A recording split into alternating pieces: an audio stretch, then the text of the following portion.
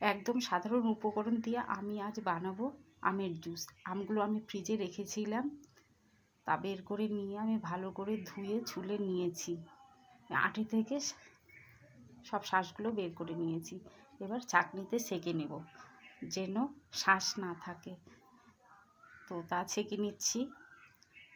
শাঁস থাকলে খেতে ভালো লাগে না, সেটাকে আমি ফেলে দিলাম।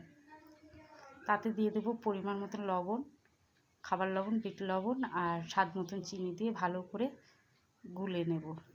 গোলা হয়ে গেছে, এবার আমি গ্লাসে ঢেলে নেব। এইভাবে আপনারা আমের জুস বানিয়ে খেয়ে দেখবেন, দারুণ খেতে, আবার উপকারীও বটে।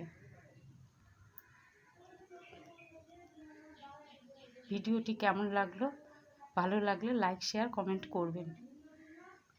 সকলে ভালো থাকবেন, সুস্থ থাকবেন। ধন্যবাদ।